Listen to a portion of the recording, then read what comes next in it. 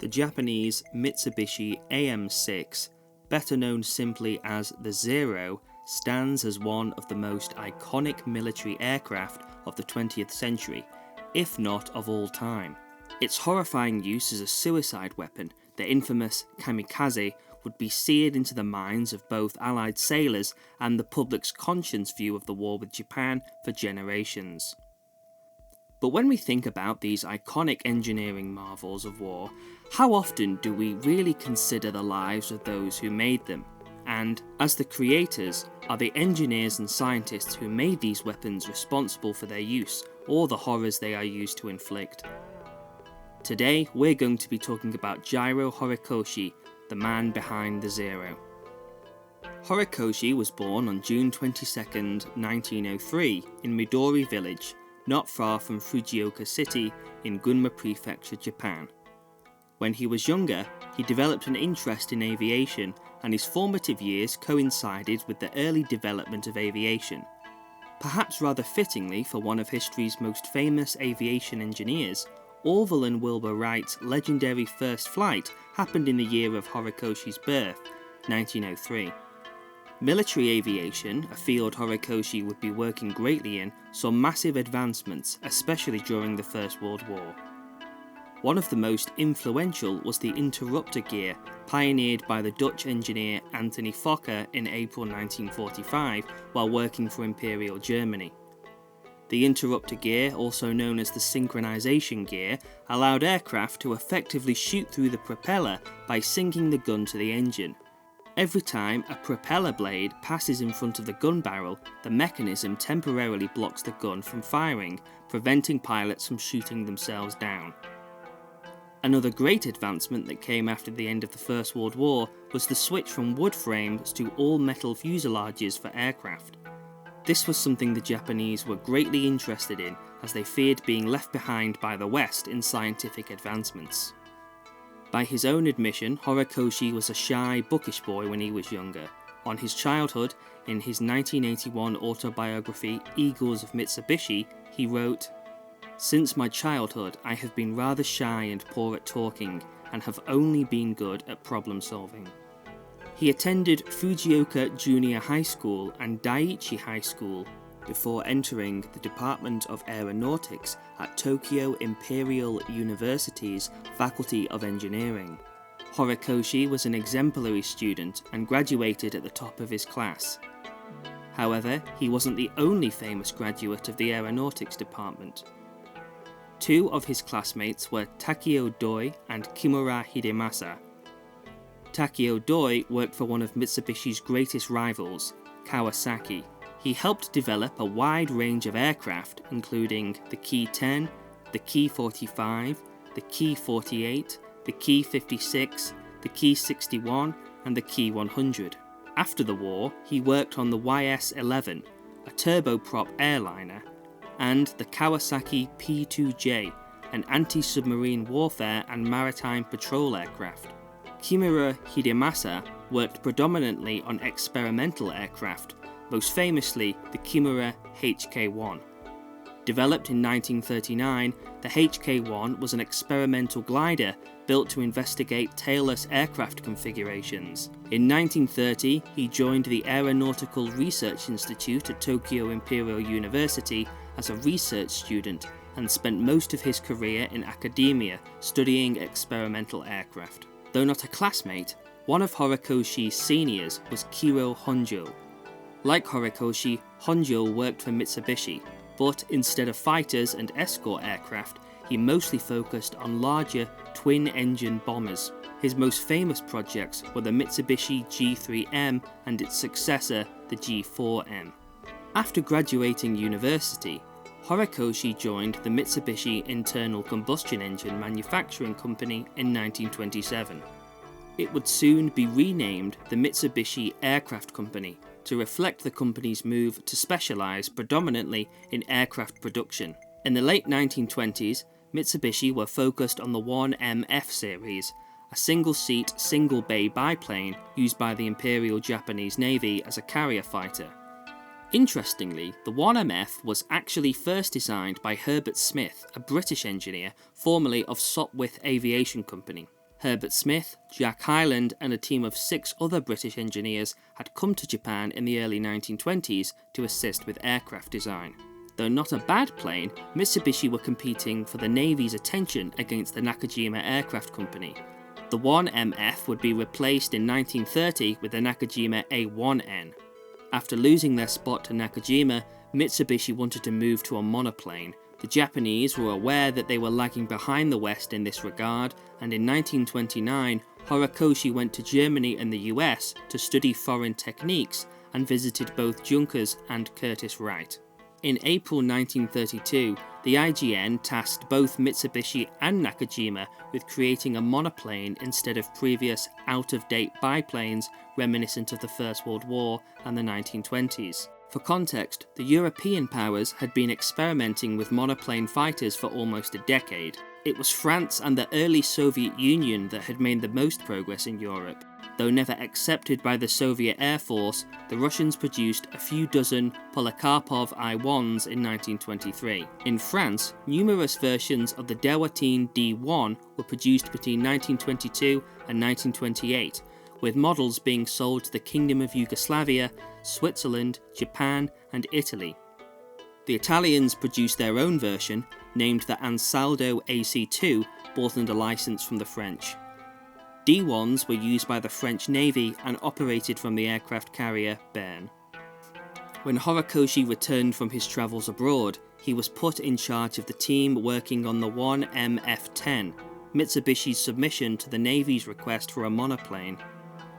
On paper, the 1MF-10 was a step forward in the sense that it was Japan's first monoplane of all-metal construction, but in reality it was a massive failure. The first prototype was destroyed during one of its first tests in July 1933 after the tail broke apart during a diving test. The second prototype was destroyed almost a year later in June 1934 after failing to recover from a spin. Unsurprisingly, the 1MF-10 was rejected by the Navy for its poor handling and its failure to meet performance requirements. The failure to meet the Navy's requirements sent Horikoshi and his team back to the drawing board. Using what they had learned about all-metal frames, their new design, designated the M5N, was an all-metal low-wing fighter. The first prototype had an inverted gull wing to increase performance, decreasing drag by 10% and increasing maximum speed by 3%. It had a top speed of 270 miles per hour and a time to a 3,000 metre altitude record of 3 minutes and 35 seconds.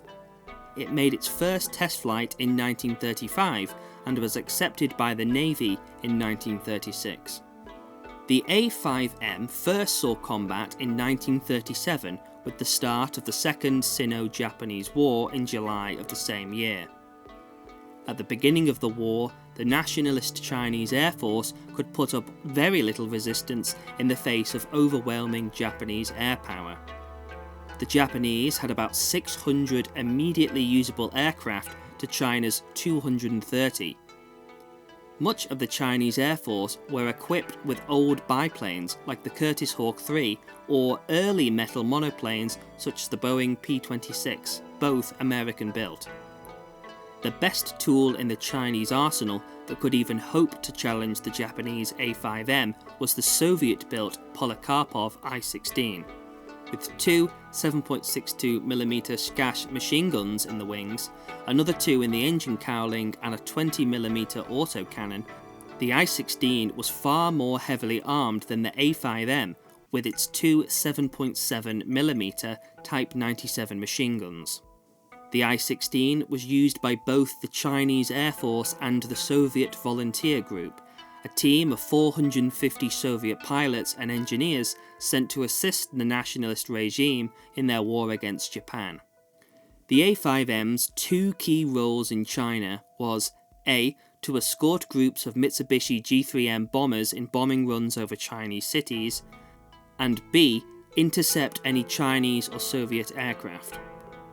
On April 29, 1938, 67 Polikarpov fighters, a mixture of I-15 biplanes and the all-metal I-16s, intercepted a squadron of 18 Japanese G3M bombers escorted by 27 A5Ms. Although disputed by the Chinese, the Japanese claimed to have shot down more than 40 of the Chinese aircraft at a loss of only 2 bombers and 2 fighters of their own. The A5M had performed well in China, but the relatively weak nationalist air force and a handful of Soviet volunteers wasn't exactly the most difficult of opponents. If Japan was to truly catch up with the Western powers and beat them in a future conflict, which, with the military gaining a stronger and stronger control over the government under Prime Minister Fumimaro Konoe was looking increasingly more likely, they were going to need something else. On October 5, 1937, Mitsubishi received a document titled Planning Requirements for the Prototype 12C carrier-based fighter, containing an updated request from the Navy. Despite the A5M's first deployment in China only a few months before, the Navy were already looking for a replacement with an increased set of requirements. They wanted an increased top speed of 310 miles per hour, up from the A5M's 270 miles an hour. Drop tanks to ensure endurance of 2 hours at normal power or 6 to 8 hours at a lower cruising speed. More firepower as a response to the more heavily armed I-16s used by the Chinese Air Force and Soviet volunteers. A complete radio set with a radio direction finder for long-ranged navigation and manoeuvrability to be at least equal to the A5M. The Nakajima Company had received the same document but considered the requirements to be impossible. Horikoshi disagreed and came to the conclusion that, so long as the aircraft was as light as possible, it could be done. Provisionally called Prototype 12, work on this new aircraft was led by Joji Hattori, serving as the section chief, and Horikoshi, as he had done for most of Mitsubishi's previous fighter project, worked as the chief design engineer. The rest of the team was split into 5 groups: computing, led by Yoshitoshi Soni; structures, also headed by Soni; propulsion, led by Denichiro Inoue; armaments, led by Yoshimi Hatekanaka; and landing gear, led by Sadehiko Kato. In order to save as much weight as possible, Horikoshi and his team introduced a variety of measures. Most of the aircraft was made out of a lightweight alloy, at the time called Extra Super Duralumin, now known as 7075 aluminium alloy. Unfortunately, this new alloy was weak to corrosion and could go brittle. To counteract this, an anti-corrosion coating had to be applied after fabrication, otherwise the aircraft risked disintegrating in mid-air.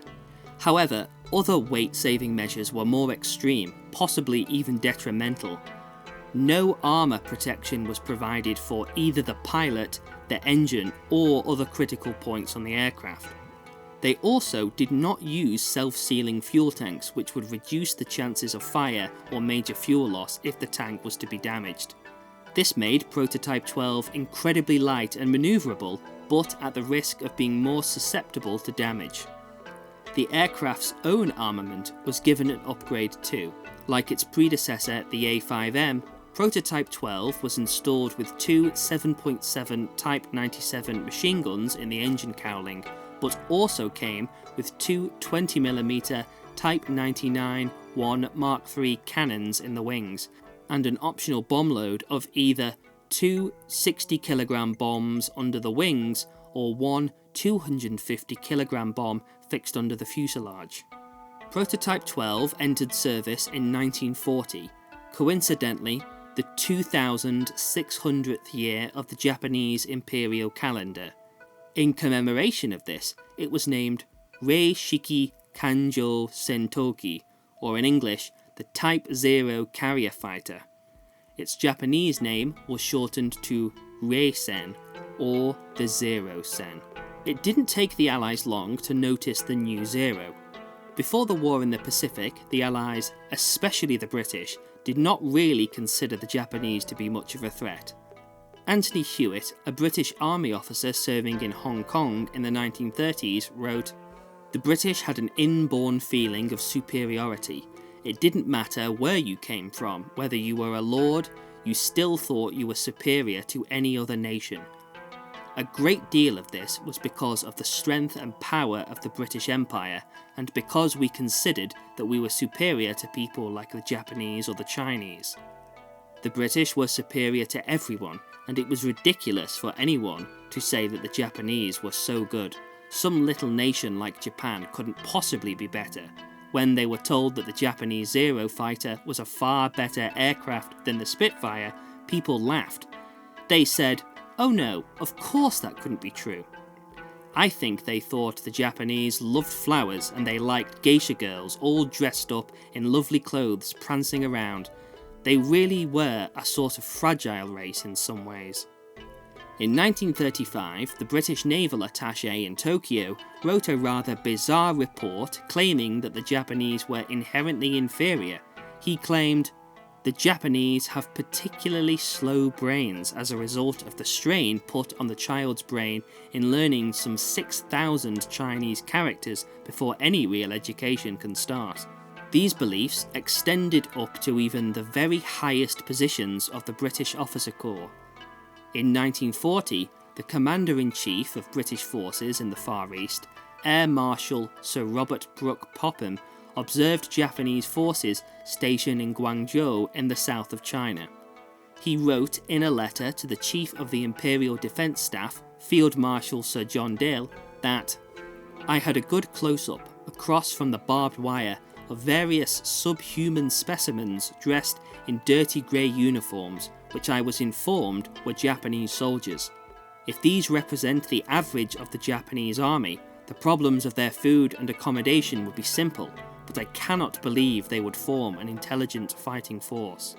When he visited Hong Kong, Anthony Hewitt reported that Brooke Popham had said that the Japanese couldn't fly at night because they couldn't see at night, and that they couldn't fly at night time because they couldn't fire machine guns because they were very bad shots. Everything you can think of, all silly little things, remarks which were totally untrue. But by 1942, after the start of the war in the Pacific, the British opinion of the Zero and the Japanese generally had changed drastically. The rate at which the Japanese were racking up victories had astounded everyone, but particularly the British and Europeans, who had lost many of their colonies in East and Southeast Asia. When comparing the new Japanese aircraft to the current aircraft in use by the British in Asia, RAF pilot Chris Cartledge was not confident. He said, "The rookie pilots of the future knew they might end up flying the same plane, the Swordfish. If they had to use machines like the Swordfish in the Pacific against the likes of the Japanese Zero, they'd be mincemeat." The British were not alone in their concern about the Japanese. The Americans shared a similar view. On the Zero, former Olympic distance runner and United States Army Air Force pilot Louis Zamperini said, "There would be 10 to 12 Zeros waiting for them. I'd seen a distance Zero at Wake Island, but had never been engaged by one. The idea of a single Zero was daunting. The prospect of 12 scared me to death." Captain Elliot Buckmaster, commanding officer of the USS Yorktown, explains how the Zero's tactic of boom and zoom worked so well on Allied aircraft. In the Coral Sea, they, the Japanese, made all their approaches from the rear or high side and did relatively little damage because of our armour. It also is desired to call attention to the fact that there was an absence of the fancy stunting during pullouts or approaches for attacks. In this battle, the Japanese dove in and made the attack and then immediately pulled out, taking advantage of their superior climb and manoeuvrability. In attacking fighters, the Zeros usually attacked from above rear at high speed and recovered by climbing vertically until they lost some speed and then pulled on through to complete a small loop of high wing over which placed them out of reach and in position for another attack. By reversing the turn sharply after each attack, the leader may get a shot at the enemy while he's climbing away, or head on into a scissor if the Japanese turns to meet it. The Japanese had an equally high opinion of themselves. A document entitled Reference Information Planning on Future Fighters, compiled by the Navy Aeronautics Headquarters in 1943, declared, The Zero's performance in general is excellent.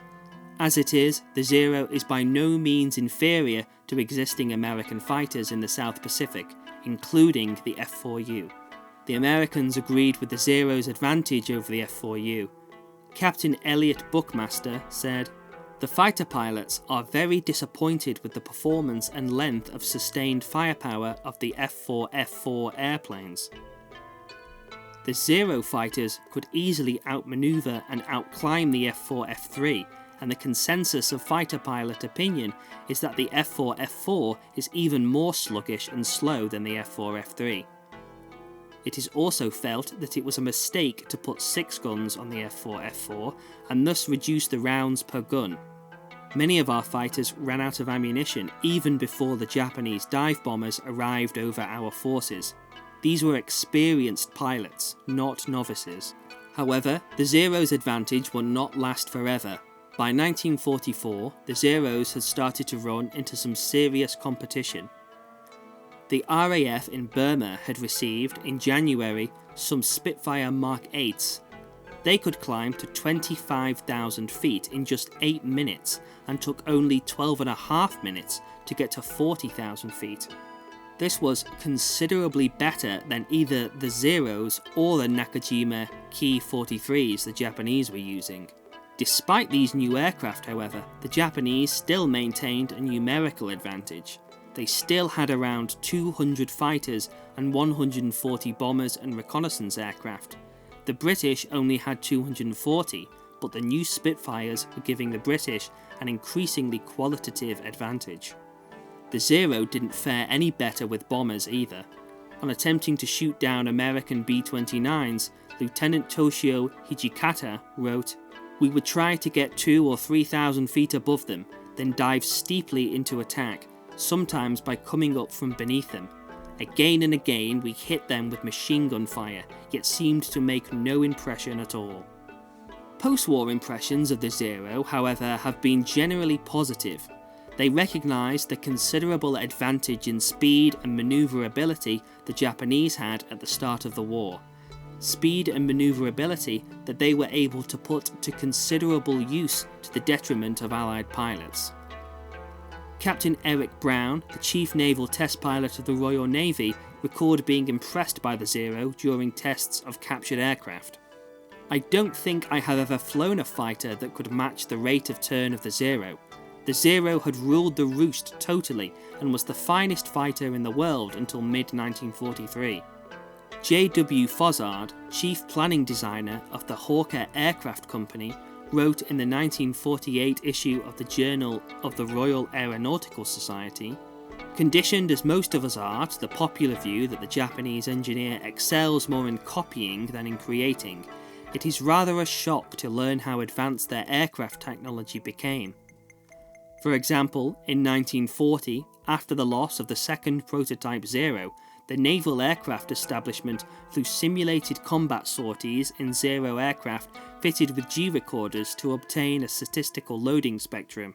This data was then used to estimate the wing spar fatigue life and to form the basis for a program of repeated loading tests on Zero main spars.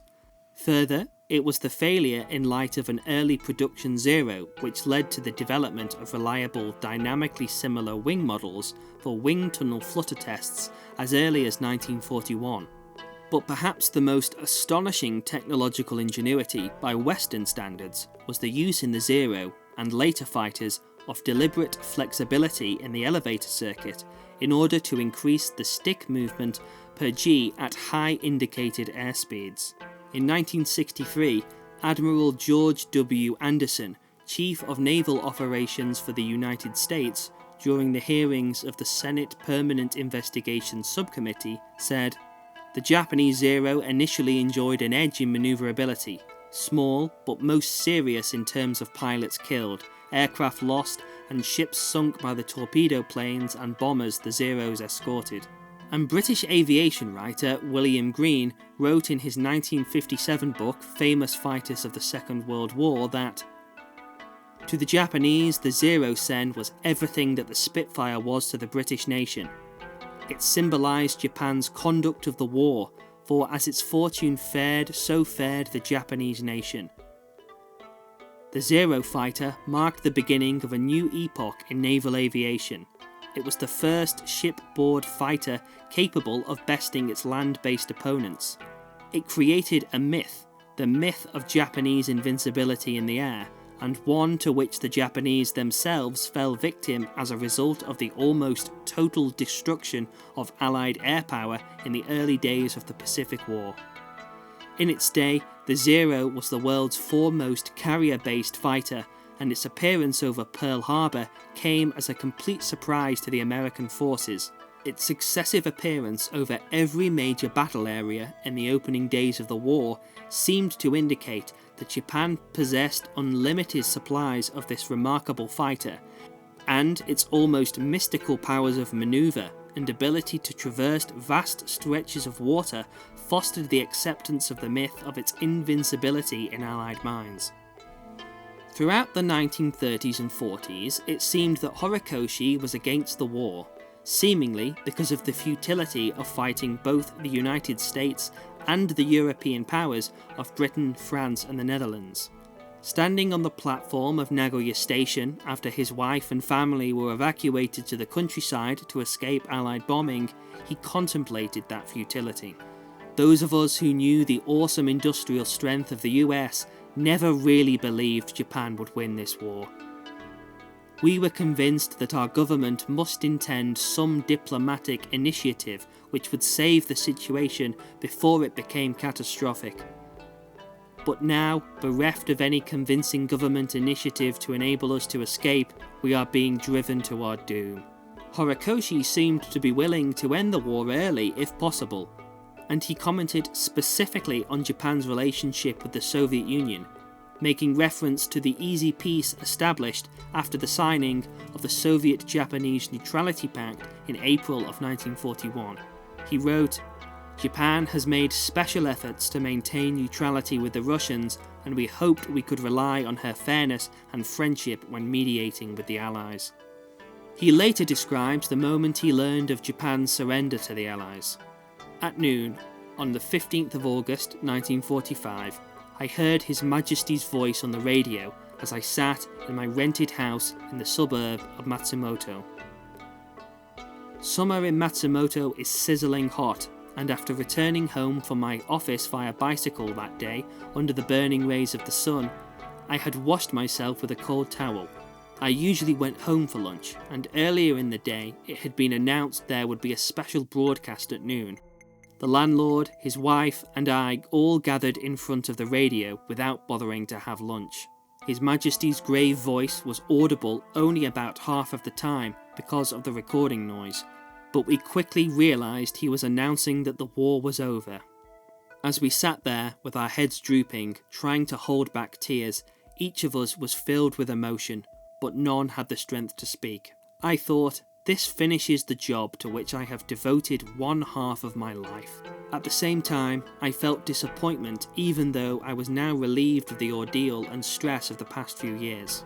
Would this end my association with aircraft? Such a thought made me sad. We had had unforgettable days during the last 10 years, but in the meantime, what foolish steps Japan had taken. Perhaps Japan was not the only fool, but she had lost millions of invaluable lives, not to mention the wasted efforts and assets of those who survived. My first thought was that our losses were the result of poor political leadership caused by a lack of consideration and responsibility. I prayed, let intelligent leaders step forward. I'd like to leave you with Horikoshi's own words for how he felt about the Zero cementing itself as one of the most iconic aircraft in history. Because I did not even dream of Japan becoming allied with Germany and engaging in war against the United States and England, I never imagined the Zero would be called Zeke by foreign opponents, or that it would march through history, first with glory and then with tragedy. I hope you've enjoyed this video. This is the first video on the channel, and I feel I've learned a lot from making it. The research, script writing, recording and editing has taken a very long time, but I hope it's been worth it. The plan for this year, at least, is to release videos every 2 weeks if things go according to schedule. Thank you very much for watching, don't forget to subscribe for more videos, and I'll see you next time.